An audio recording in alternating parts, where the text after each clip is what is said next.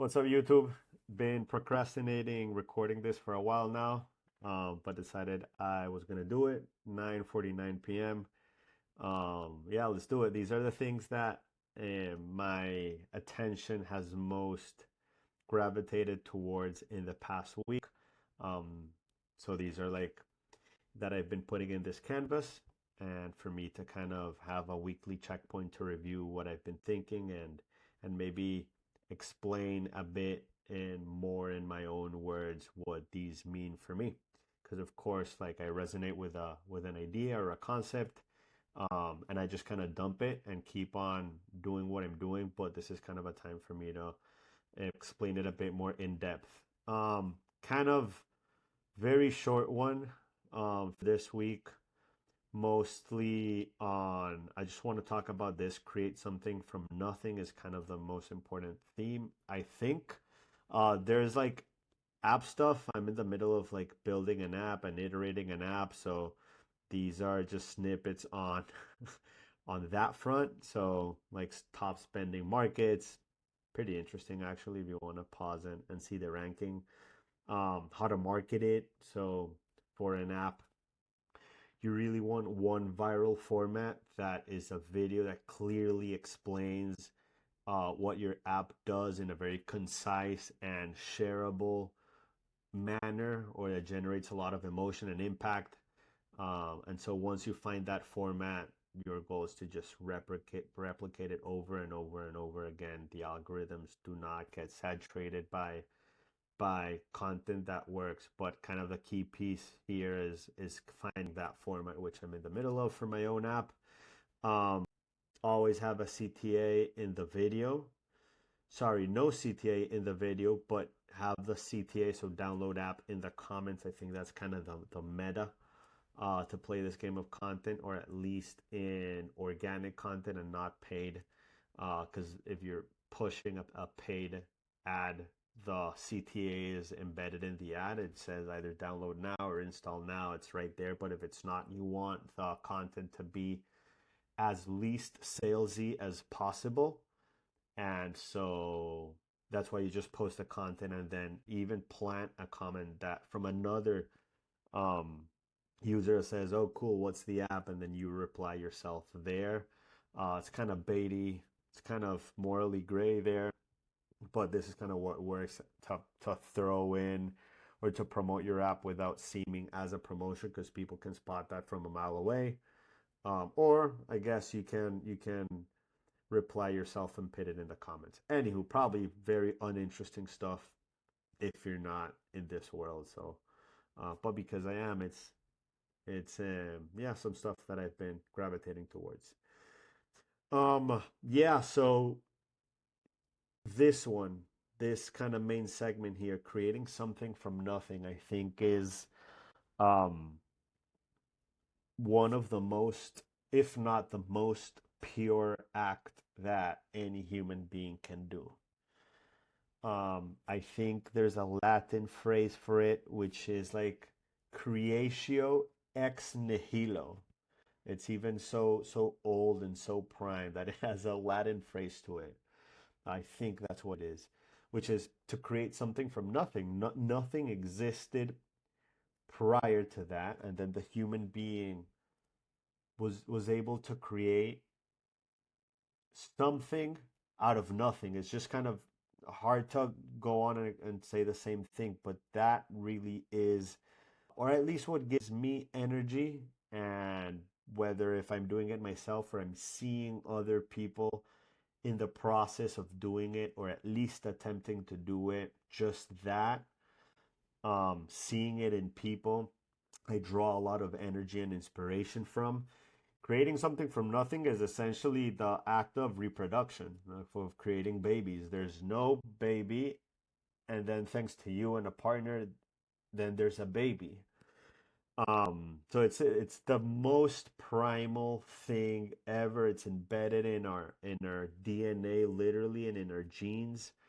The Big Bang is also like an example of there was no universe and then suddenly there was. So we as humans tend to like or enjoy or gravitate towards that particular moment that separates nothingness from somethingness.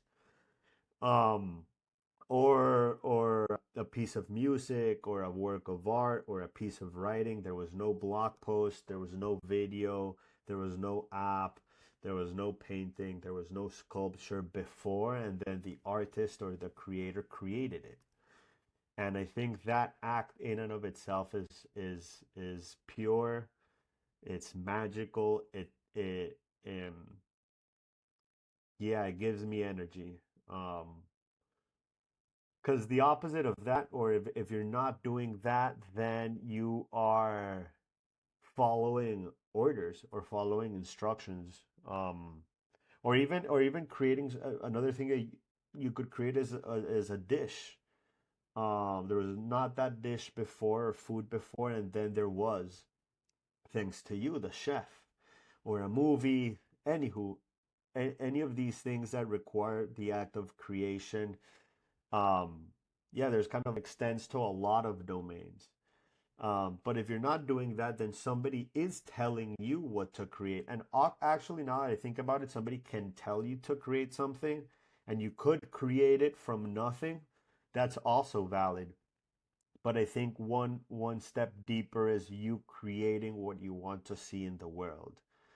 Um, for monetary purposes, so that's kind of a business to create a business, that's fine. But even one step more pure than that is to create something just for the sake of creating it. And I think that's kind of what art is. You, as the artist, the most pure art is just doing it for its own sake. There's no ulterior motive. You're just doing it because. Um, and to only do it because there's kind of like, so the question is then, why does the human have this instinct to create? I alluded to one before, which is because you can't imagine the world existing without the thing existing, so you are forced to, or it is your nature to bring it to life, because it's not there, and so you get kind of annoyed that it's not there, and so you take the task on yourself to go and create it.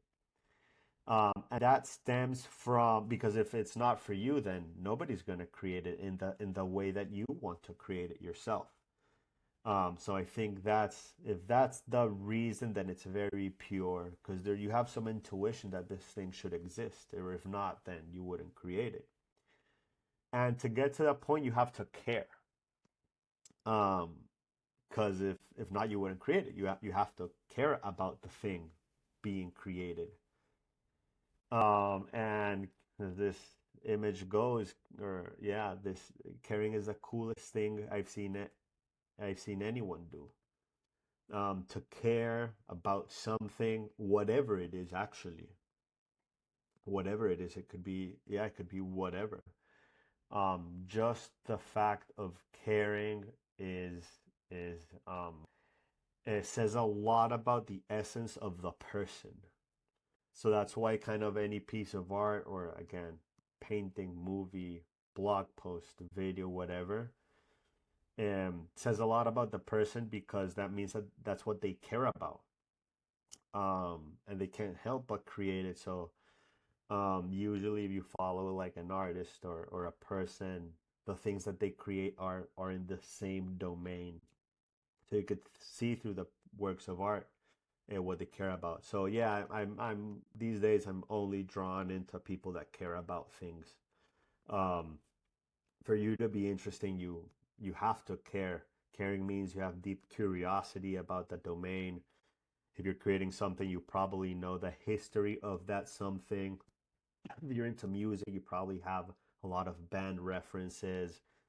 Um, know kind of the pioneers in those domains, know kind of the different styles that have emerged in those domains. And you only know that because you care. Anywho, a lot on that front, but caring is cool. Um, and you don't have to care about everything, but at least about something. And because if not, you're pretty much living a very monotonous or uninteresting life. You could also create stuff.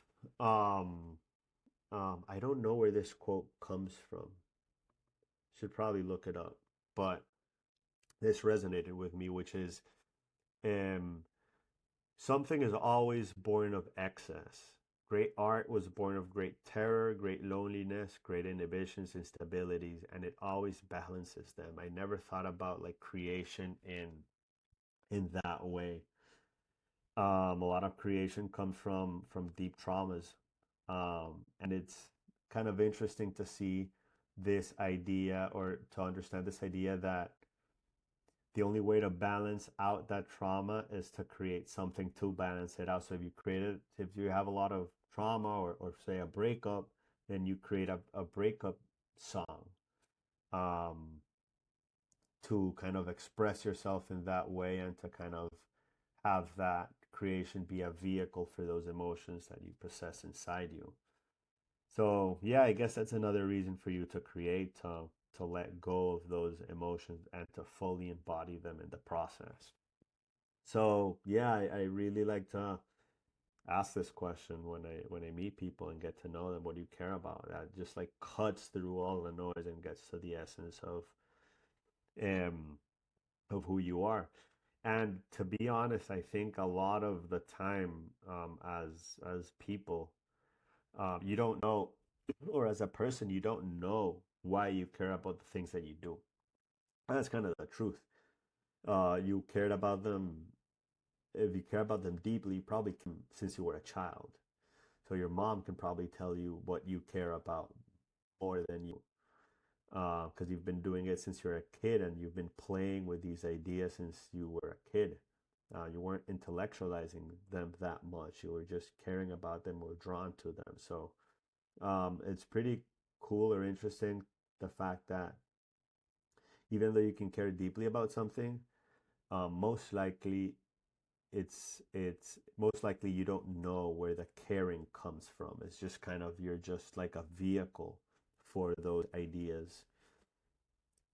Yeah, if anybody has any comments around this one, um, yeah, it'd be interesting to hear them. But my current thought is that people, if they care about something deeply, they don't know why.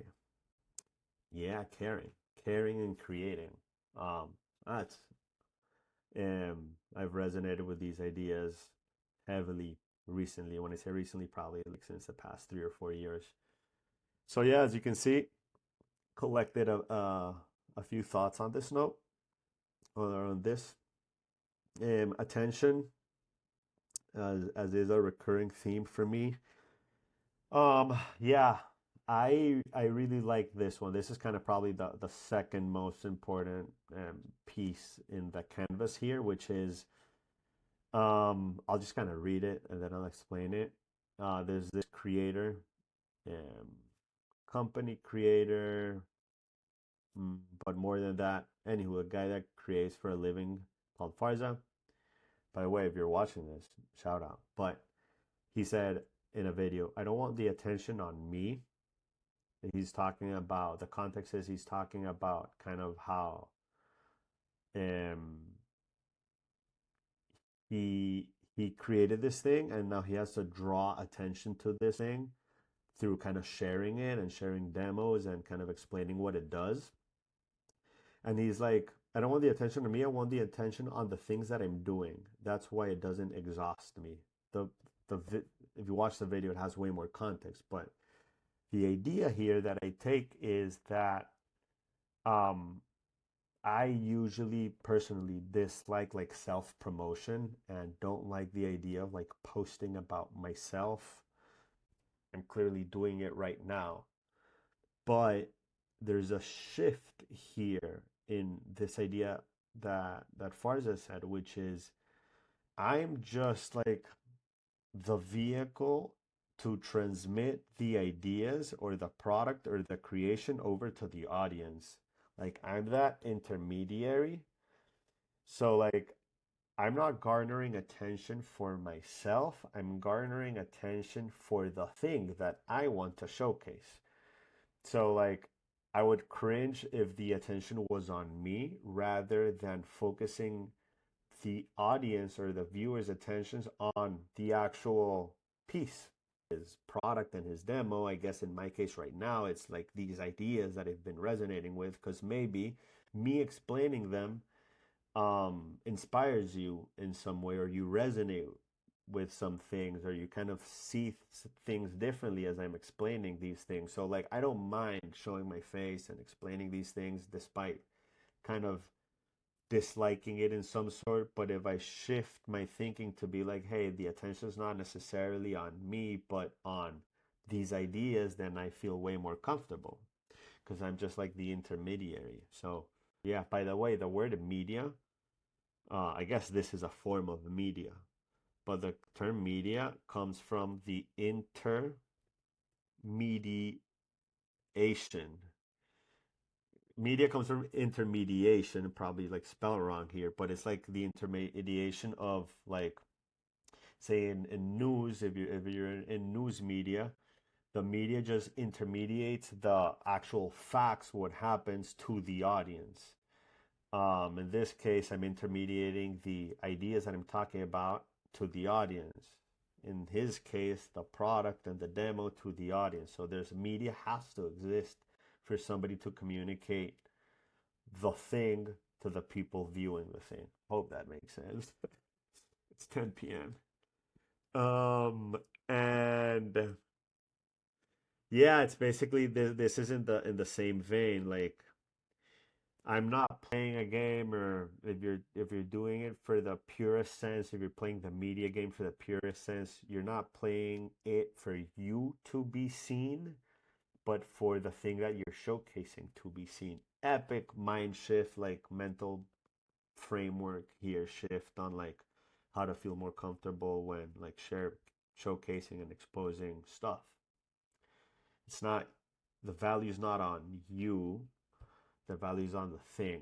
You're just the vehicle to transmit those the concepts of the thing.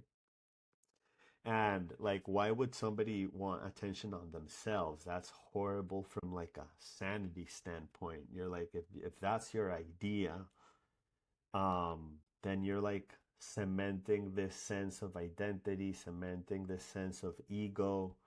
And that's the worst thing that you could do because then you feel like constrained or in a straitjacket, and now you're forced to act according to these rules that suddenly an audience has set on you because like you're so focused on who you're trying to be. Whereas if you're just kind of showcasing a thing, then none of that matters.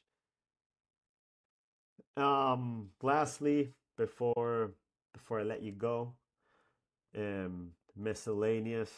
Um, there's this dude posting about this. This has nothing to do with anything that we talked about. It's pretty disparate topics for this week, but I'll just read it.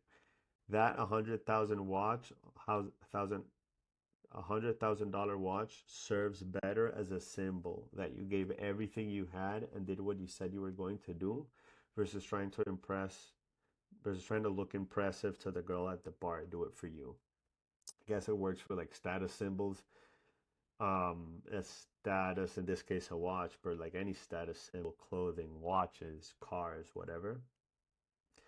Um, Hopefully you buy them or I buy them when I have the cash to remind myself of my work and my ethics, and yeah, as a reward for me than trying to impress. So I resonated with that. Anywho, a little bit all over. Hope you enjoyed it. Let me know in the comments any ideas or thoughts that you might have resonated with. I'll read you. Peace out. Good night or good day.